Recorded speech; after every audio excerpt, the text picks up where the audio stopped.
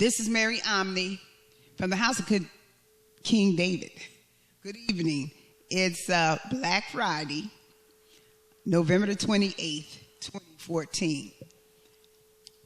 This is a Republic Notice. The title of this video is called Blacks in Agartha and the Great Betrayal.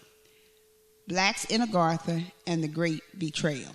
Now, it's hard for me to know where to begin. Sometimes, it seems like I always have words, but sometimes there is topics of such depth that you don't even know where to begin with the words.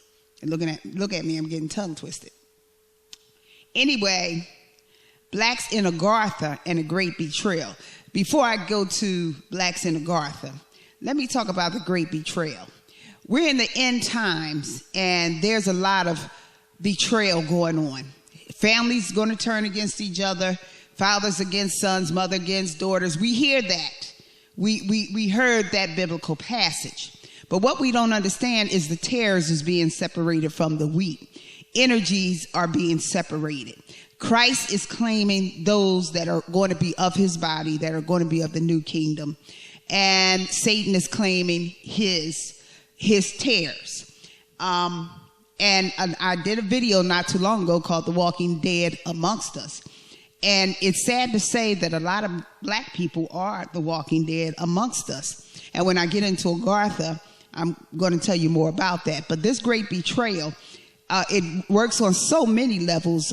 First of all, let me just say up front, first of all, black people were so coward in this last 100 years or this last 50 to 60 years that they literally put fetuses on the front line. Yes, they are oppressed, and yes, there is evil among them, but you have to be understanding that you have to have some level of evil too if you use fetuses as your guard. 20 million fetuses as your guard. And then when you're called to serve Christ, you're scared of your body getting hurt or you getting hurt or you're getting persecuted.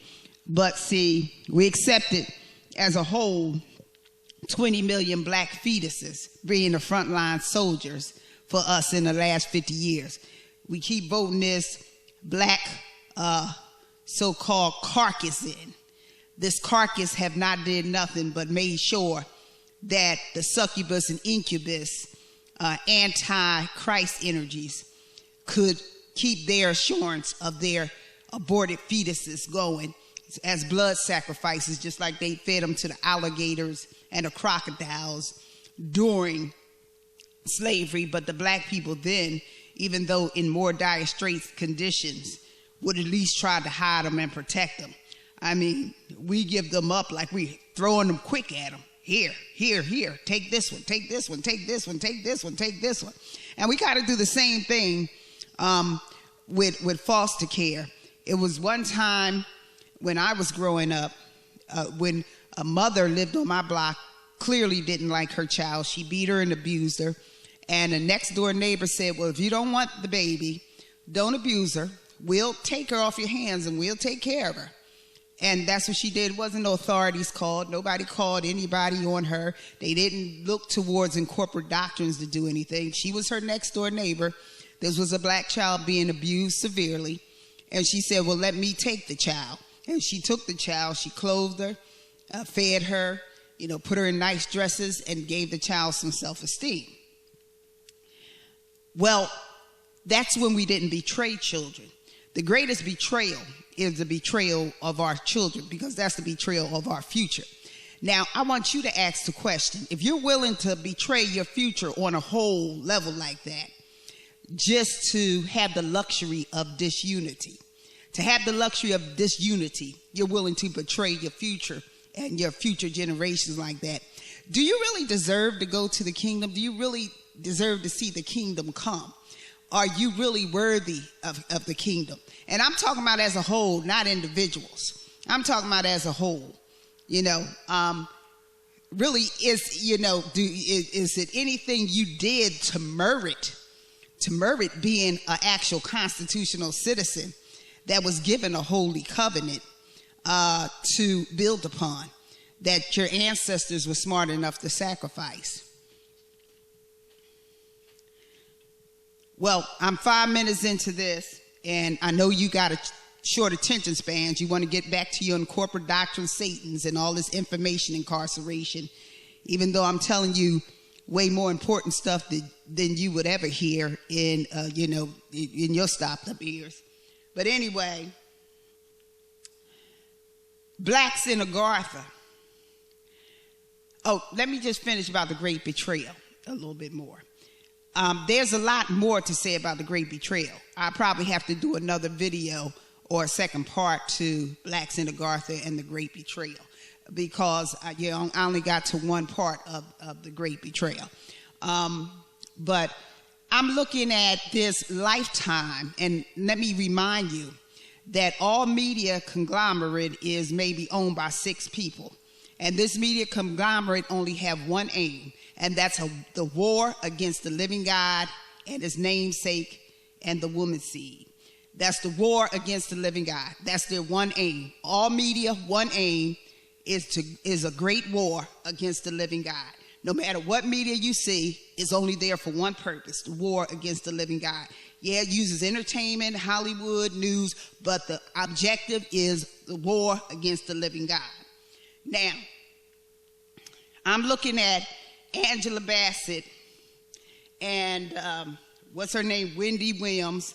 They coming into this war against the living God by serving Satan, and they producing movies of constitutional citizens in which their families are non-consenters by supreme contract. But since they are in this conglomeration and they feel as though they are in good with Satan, the nerve of them to go against these family members shows that they're sucking Satan phallus. And I like Angela Bassett, but her mouth is heavy on Satan phallus. And Wendy Williams' mouth been on Satan phallus.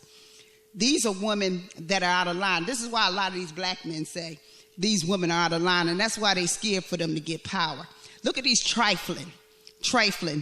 And I hate to go there with somebody like Angela Bassett, but if you want to whore with Satan, then you become his whore.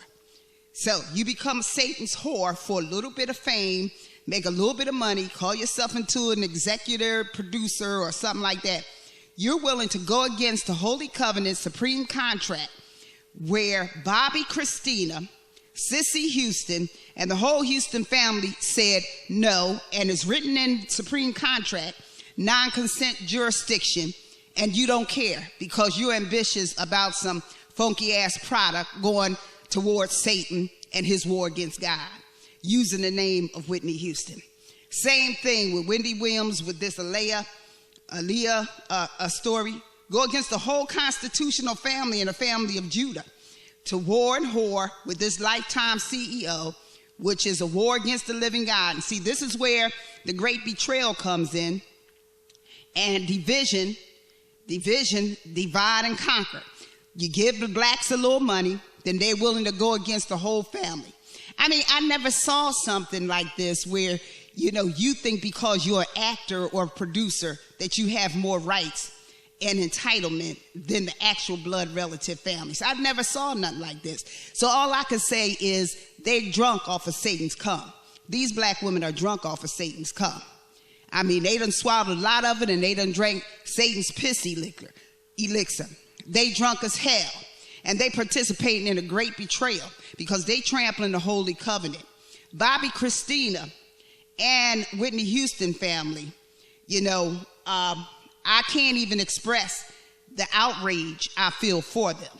I can't express the outrage I feel for Aaliyah family, except that, I imagine taking these women necks the fuck off, okay? That's the outrage, because that's how much nerve they got, because they feel like they're in the comfort of Satan's dick, okay?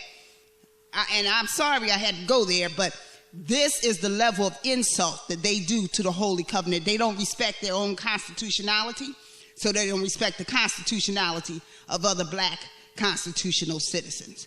And they have the supreme contract, but see, they trample it for a little trinket from Satan and to get a suck of his cum. Okay, that's the part of the Satan, I'm tongue-tied. That's the part of, the Great Betrayal. Now, let me get to these blacks in Agartha. The blacks in Agartha, I was really surprised to find out who was blacks in Agartha. It's some of your favorite singer stars and rappers in Agartha. And Agartha is a holding place of spirits. You know what? I'm going to do a second part to this. I'm going to have to do this separately. I'm going to leave this like that. Tune into part 2, Blacks in Agartha. This is Mary Omni from the House of King David. Shalom.